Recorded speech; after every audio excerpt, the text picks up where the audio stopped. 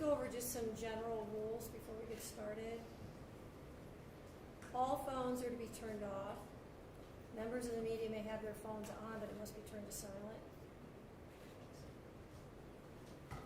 There will be no in and out of the courtroom. Once the proceedings begin, if you do leave, you will not be permitted. Today is an emotional and a stressful day for 3 families, and for the defendant, and for those who care for Davion, Dominic, and Mackenzie. I expect everyone here to be respectful of everyone who's in the room, and if there is any disruptive behavior, I will pause the proceedings and the deputies will escort you out. The court's process will be as follows. I will hear first from the state and the representatives of any of the victims.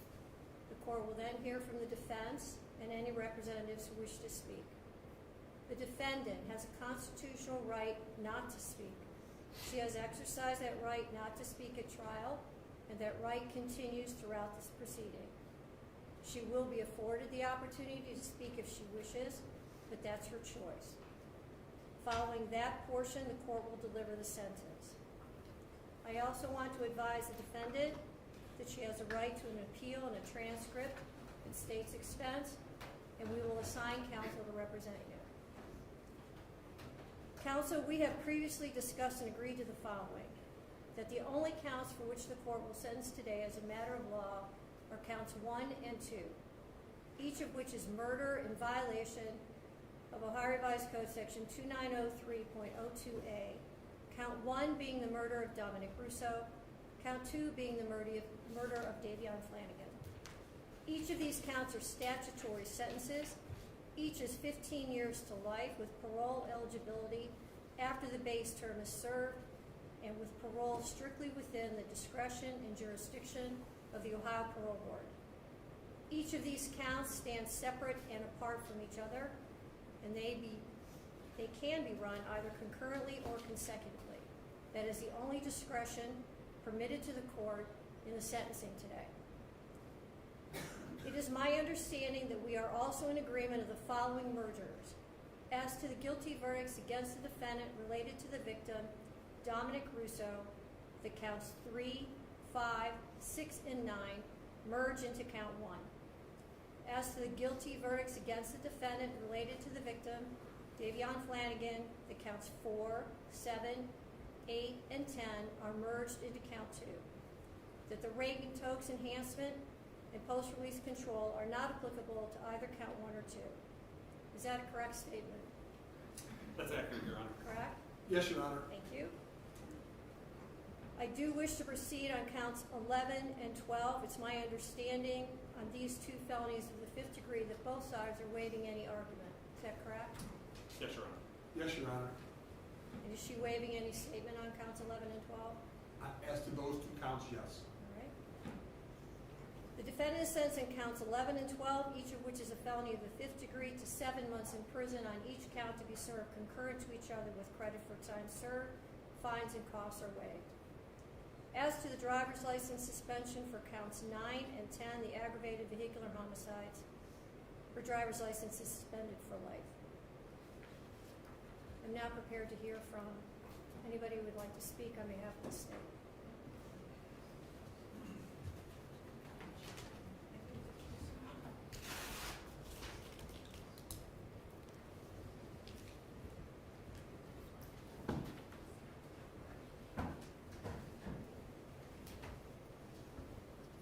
Could you start with your name and speak up and speak slowly?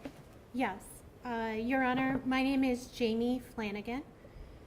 I am the mother of the victim, Davion Flanagan. I want to share a small part of what we lost on 7/31/2022.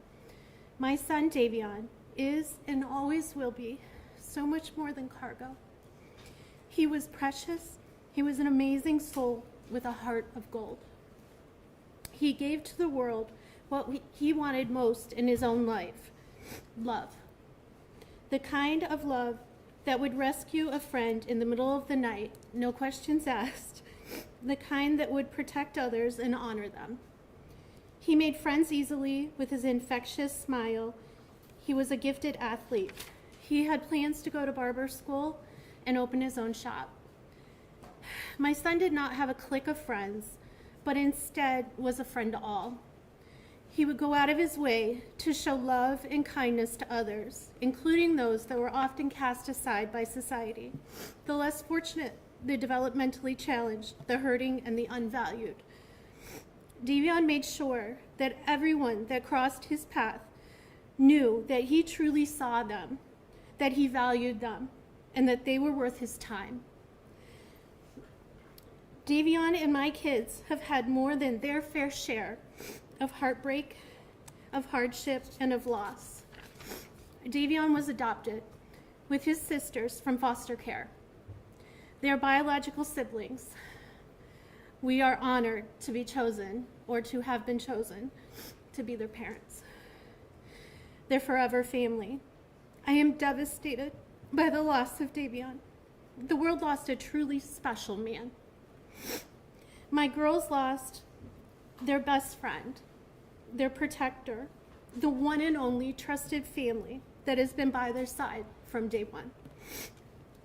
This alone, or he alone, understands the pain and loss that they have gone through and was always there for them.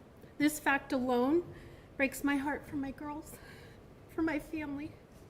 So many dreams shattered, a future stolen. We will never get to see the amazing man that he was surely to become.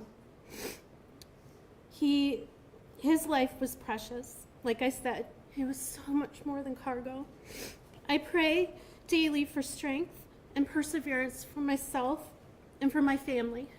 I also pray that Mackenzie will find true remorse in her heart and true repentance. We thank all of those that worked so hard to help us bring justice for our son. We are forever thankful. Davion, we miss you terribly, but as Christians, we grieve with hope. We will make sure your memory lives on, and we ache for the day that we are united again in eternity. Thank you.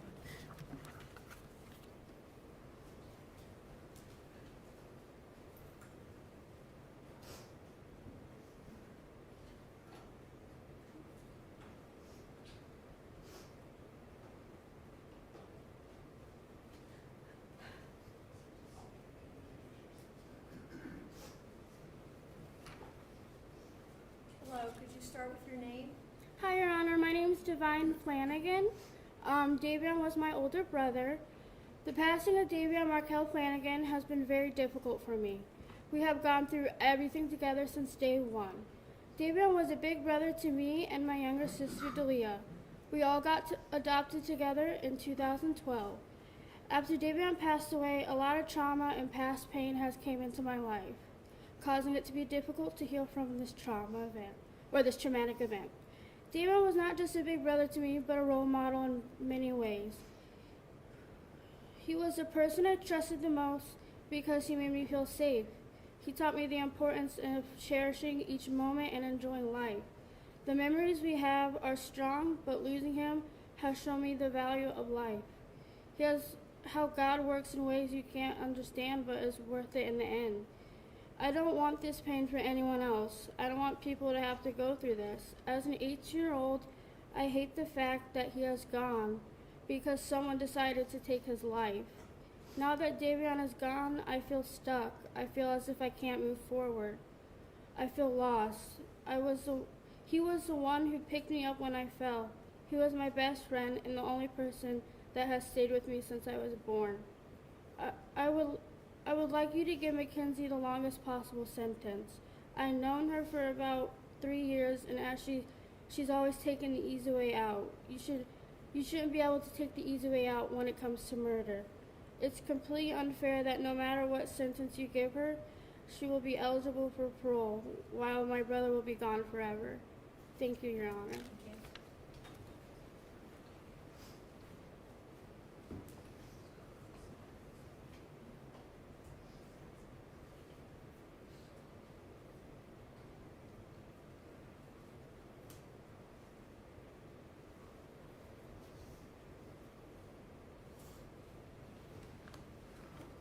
Maureen, can you start with your name? I'm Christine Russo. I'm Dominic's mother. No one wanted this to be a murder or to punish Mackenzie Shirilla for this accident. But this was not a car accident. The evidence and science proved that Mackenzie Shirilla murdered my son, Dominic, as well as Davion. There's no fix put in this case, as the Shirillas would like to proclaim. I want to thank Strongsville Police Department and the state of Ohio for seeking the truth behind this crash. Thanks to them, we all know what happened in that car that day. What we don't know is why. I wish I could change this every day. I lost 3 children in that crash. Not a minute goes by each day that I don't think about my son, as well as Davion. My heart is forever broken. The cries heard from the Shirilla family and friends after the verdict are nothing more than a lack of remorse. Mackenzie Shirilla had a choice. Dom and Davion did not. We are all left here to mourn. But what Dominic and Davion lost can never be remedied in any way or by any particular sentence. July 31st, 2022, I called Mackenzie's mother, hysterical with the loss of my son and Davion. I knew Mackenzie was in the hospital, and the first statement said to me was, "Oh, please don't listen to what everyone's saying on Facebook." Yeah, my son is dead, his friend is dead, and I'm checking on yours.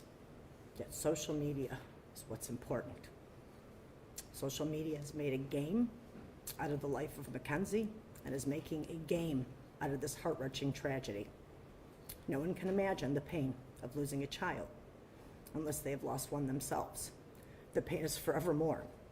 Time does not heal this wound. Mackenzie, going to prison because you did this. Be thankful that you're still alive and have a future, whatever that may be. Dom and Davion were robbed of their futures, their hopes, and their dreams. Mackenzie showed no mercy on Dominic, nor did she on Davion. Only God at this time can have mercy on her soul. Thank you.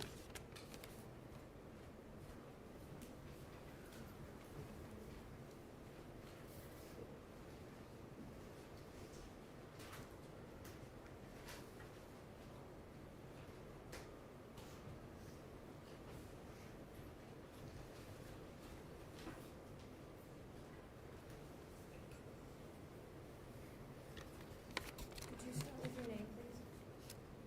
Yes. Should my name... Is there a microphone or anything?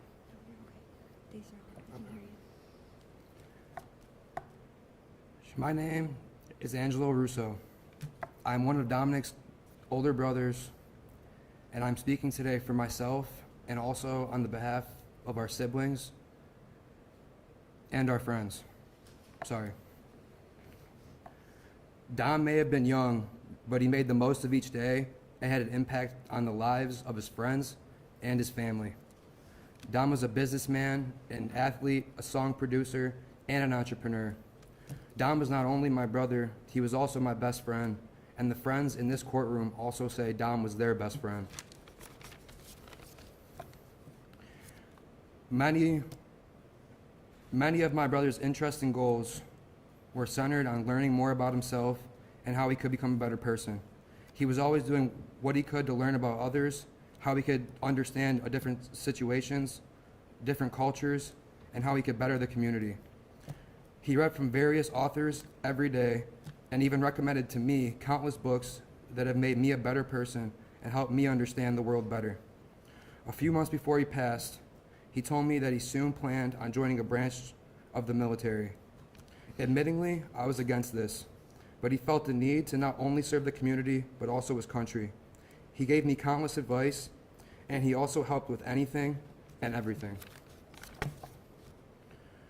Nothing said or done here today can describe the loss or repair our lives after this tragedy. Kenzie's statement in the hospital to Detective Azu, "Can't you just take my license away for 10 years or something?" That statement is Mackenzie Shirilla, the most selfish person I know. Ironically, Dom was the most selfless person I know. Mackenzie Shirilla murdered Dom and Davion in cold blood and had already moved on. Kenzie killed Dom over the thought of losing him, and she made Davion collateral damage.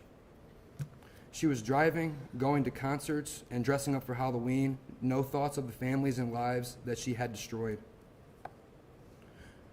As I said, Dom read a book every day. He started 2 companies. He recorded his own music, as well as recording music with myself and with friends. Dom helped anyone who ever needed a hand. He was an inspiration to everyone who had the honor of meeting Dominic. We love you, Dom. We love you, Davion. And God bless the both of you. Thank you so much.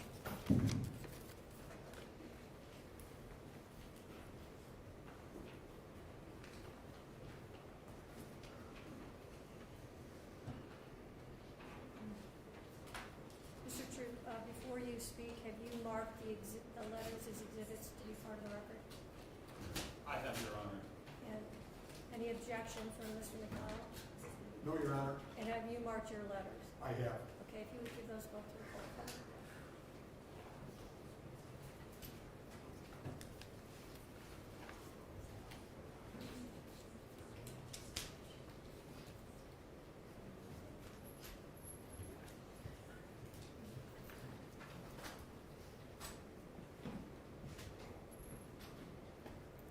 Go ahead.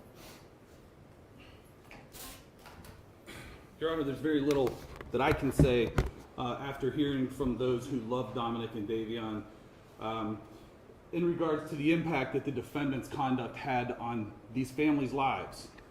And we have received a series of letters that has been submitted on behalf of the defendant.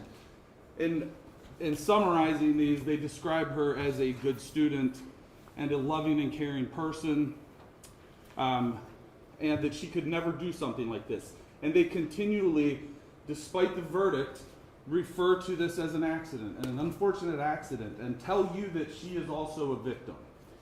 And there are just a few things that I think is important for the court to consider in determining a sentence today. Part of the evidence in this case and introduced in trial was evidence from the defendant's cell phone. There were search warrants executed on her various social media accounts, her school records, her medical records, things of this nature. And I think that who she actually was is directly contradictory to what is painted by the letters submitted on behalf of her today.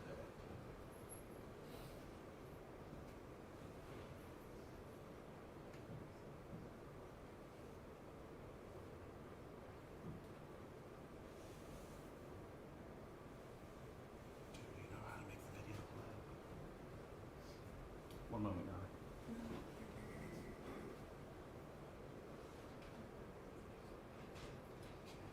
Let's shrink it down. Let's shrink it down.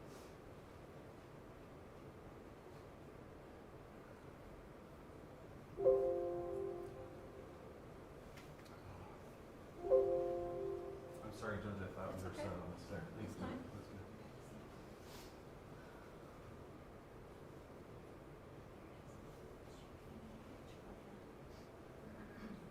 I'm not even cool. I'm just one of those girls that can do a lot of drugs and not die.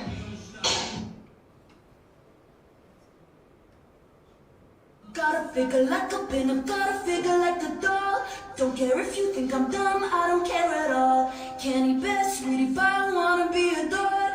I'm the girl you die for. Objection, Judge, none of this is introduced in the trial. Go on. Shortly after the crash, Strongsville police were notified that they had received concerning emails from the community that the defendant and her mother were seeking employment with the Los Angeles modeling agency. Mackenzie Shirilla said to Vitaly. Thank you for the comment. I would love to work with you guys. I've been emailing you guys a lot. Such a great opportunity. Thank you. Is there a date? There is not a date on this, Your Honor. Based on the investigation, it was delivered to the police while the defendant was still in the Metro Health Hospital. So it was during that time period. She was in the hospital for several weeks. Shortly after being released from the hospital, the police were provided additional videos of the defendant from her wheelchair as she attended a concert down in the flats. And again, Your Honor, I'm introducing these to the court to show the shocking lack of remorse. This was something that was being exhibited while the investigation was still going on, before she was charged and arrested in November of last year. And these were the sort of things that were coming to the police, and the shocking lack of remorse, coupled with the fact that the defendant was reported driving an automobile shortly after this event, that she was seen in Strongsville again driving a car, in spite of the fact that, as her mother testified, she got dizzy sometimes from a condition that she had to take salt pills for, in spite of the fact that it was in fact her mother who provided her with the car that she used to take Dominic and Davion's life. Halloween of last year, again, still before being charged, Mackenzie Shirilla celebrated Halloween with her friends at Ohio University.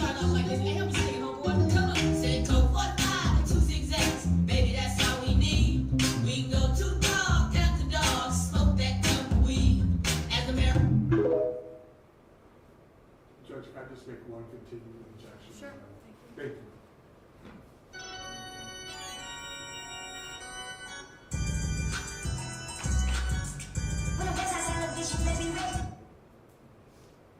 Are these post? These are in Halloween of last year, so these would be post-crash, just before she was charged in November.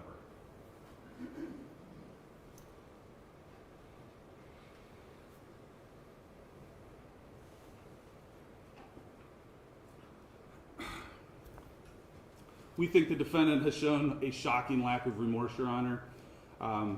We think that she has continually put forward that this was an accident, in spite of the fact that the evidence is in direct contradiction.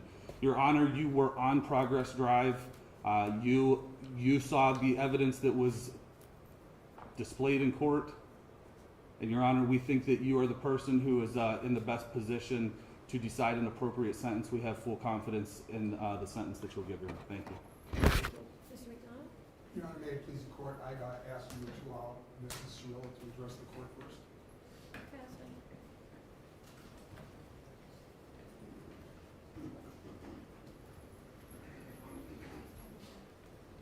Can you start with your name? My name is Natalie Shirilla. I just want to say, am I allowed to address them at all? Sure. I just want to say to the families that I'm broken, sad, and lost, and my heart hurts for everyone, okay? Davion was her new friend, and Dom was the love of her life, and he was part of our family, okay?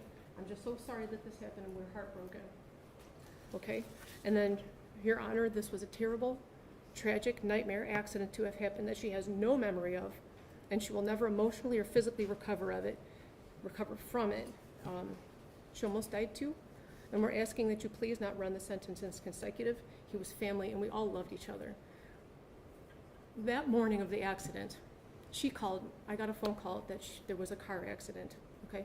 So we went to the hospital, and I didn't even know who was in the car. The names had not been confirmed yet, and I'm gonna cry because I missed Dom so much. We loved him so much. So I called Dom, like over and over again, praying that he was going to answer the phone, and he didn't answer the phone. So then I tried to call his mom, and she didn't answer the phone either. And I still didn't know who was in the car. I didn't even know if she was alive. I didn't know what was happening.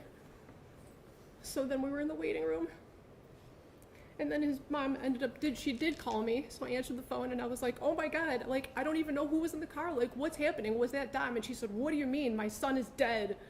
And I was like, I'm so sorry. And then she said something like, and now I have to wait until your kid's out of the hospital. And then I didn't hear the rest. I was like, we loved him so much. And I hung up the phone. I did not talk about social media. I didn't even know what was going on yet. Okay? So then That was it. So in the hospital, that Vitality post, I commented on that because somebody had called her a murderer, okay? And she's not a murderer, so she didn't even have her phone at that point because the police had still had it, okay? So I jumped on and I was like, you know, she's not a murderer. She's more sad than most of these people commenting. She's been trying to get in touch with you. I mean, at that point, it was just an accident. So I commented on her behalf, not because of the modeling opportunity. Who cares about that? I don't want them to refer to her as a murderer, okay? And I don't even know how that comment got on the phone because the police still had her device and she could not access her phone or social media. That's why I did it. And I had called them asking if they could shut down social media because people were calling her a murderer and making death threats and organizing groups to, you know, take her out when she got out of the hospital and stuff. So I don't even want her phone. I don't care about her phone. I don't care about social media. I just wanted them to stop calling her a murderer so that when she did come to, and she did come out of surgery, multiple surgeries, that she wouldn't see all these people calling her a murderer because she would never, ever, ever murder the love of her life, okay? Halloween, for 3 months after the accident, she would only wear his clothes. She would only eat the snacks he ate.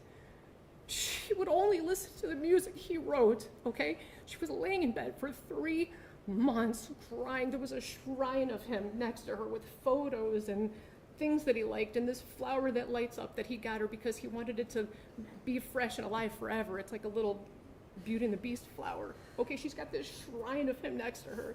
So she was crying for 3 months. So her friends asked if she wanted to go out trick-or-treating or Halloween, and it was at OU. And she didn't even want to go. She said, I don't know, should I go? She couldn't even walk yet, barely. So I told her, I said, baby, please go. It's Halloween. You've been laying for 3 months crying, only listening to his music. Please go have just a moment of fun, a moment of fun. So we told her to go. My husband drove her. I brought her back home. She just needed a second of fun from losing her whole world, So that was us. We told her to go. And that concert she went to with Dom's cousin, Abby, they picked her up. They brought her there. That was Dom, Mackenzie and Dom and Abby all decided to go to this concert together while they were in the hospital. That was for Dom. Everything she did after the accident was either in honor of him, to be close to him, or just to be by him any way that she can. She's like devastated and tragic. He was the air that she breathes, okay? And they went with his cousin. We spent all kinds of time with him after the accident. What was the other thing? I'm hearing an awful lot about your daughter. I'm not hearing very much about the 2 dead people. Dominic, okay, I'm asking you for leniency because this was a tragic accident that she does not remember. And Davion, he's a new friend. And I'm so sorry. What does that mean? His life is worthless? No. God, no, not at all. They all loved each other. They all spent every day together. You know what I mean? I don't know too much for him. Isn't that part of the problem with Mrs. Shirilla? Sorry? Isn't that part of the problem, that they all trusted each other? Isn't that part of? It's not a problem at all. It was wonderful. It's a problem how they all ended up in the car together and 2 of them ended up dead. I understand what it looks like. I'm saying that it was a tragic accident. She would never. No, we're gonna have to disagree on that. I understand. Right, and I respect your position, if you disagree with me. I understand. But anyway, that's it. I just wanted to address those. We told her to go to those things, and then she did go with Dom's family. So look at that. Don't look at it with look on that with different eyes if you can, please. Those things are not relevant. Not at all. Not at all. No. Not at all. But she's a good. If you would have a moment, all you would need is 5 minutes of a conversation to have with her to learn who she is. Just that you would just need 5 minutes to learn who she is and what she's capable of not doing and doing, and you would see for yourself. That's all. I'm so sorry, guys. Thank you. I'm sorry. I love you.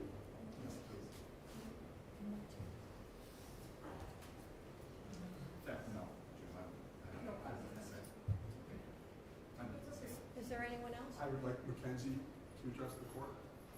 Mackenzie, you don't have to speak if you don't want to. It's up to you. Okay? You can sit if it's more comfortable, whatever's better for you. of Dom and Davia. I'm so deeply sorry. I hope one day you can see I would never let this happen or do it on purpose. I wish I could remember what happened. I'm just so sorry. I'm heartbroken. I love Dom and Davia. We were all friends and Dom was my soulmate. I wish I could take all your pain away. And I'm so sorry. And to my family, thank you for the support and all the love you guys give. Thank you for fighting with me. I love you all so much. All right, I'm done. Thank you. Thank you. Anything else from the defense? If I could address the court, Judge. Your Honor, may it please the court. First of all, I'd like to extend my condolences to the Russo and Flanagan family. I can't imagine how difficult this is. It's terrible. People's acts have consequences, and the consequences here are up to you. You have a range of possibilities as it relates to a girl who was 17 at the time, who is now 19 years old, and has no criminal record. And as you so correctly pointed out in the opening, the decision when she gets out is up to the parole board. And we know how the parole board operates, and we know that everybody gets flopped at least once. So a 15-year sentence becomes a 20-year sentence at minimum, and it'll be up to this young lady here as to how she's going to conduct herself for the next 20 years or whatever the sentence would be. That would be number one. Second of all, I'd like to say thank you so much for allowing and taking the time to read those letters. And I would like to concentrate on the letters from the people from juvenile court. First of all, Miss Smith and Miss Kent. They have been the people who have monitored her progress since she was entered the juvenile detention facility, where she was for about 9 months. And I would like to commend them for writing these letters, because ultimately, or initially, I tried to have them send a letter, and the people at juvenile court wouldn't let them. And so they sent these letters anyways. And what do we see from their letters? We actually see where both of them say that she expressed remorse during the time. What the prosecutor played there was after the accident and way before she was ever incarcerated. They also both say that they have observed her grow as a person, that she's taken every single class possible, both culinary and college, that she's actually been a model inmate, the letters say, and that she has exhibited what they call the highest level of behavior. They grade people 1, 2, 3, 4. The better your behavior, the higher the number. She has always received the highest number. She's also been receptive to counseling, and as Ms. Kent said, she has been making amends. I'd ask you to pay special attention to the letter from Kelly Leitner that I think talks about certain, she cites certain things. Ms. Leitner is asking you to consider that the brain is not fully developed until 25 years or older. Her choices, Mackenzie's, and actions are indicative of teenage invincibility. While, based upon your decision, you don't find that, I find that there are, I remember when I was young, the dumbest things I ever did, and I'd hate to be judged for those things. So really now I'm going to give you my observations, because I understand what you talked with Mackenzie's mother about acceptance of responsibility, etc. All I can tell you is that from the moment I met this young lady here, she expressed sorrow. And I would say during the course of this trial, in the initial emails and statements, she said, "I'm sorry for what you did." The prosecutor has said that she hasn't accepted responsibility. Well, as you remember, during the course of this trial, our defense was that it was a reckless homicide. That's taking responsibility for what she believes happened. So I would respectfully disagree with that. I've seen her express true remorse in the times that I met her in jail, and I don't think it's self-serving. And I'm going to say, as an officer of the court, that I feel very confident saying that she has expressed true remorse. So ultimately, another thing that you have to ask for is the likelihood of recidivism, etc. based upon all of those things, I'd respectfully request that you run the sentences concurrently. Thank you. Is there anybody else that wants to speak? Not on behalf of the state, Your Honor. No, Your Honor.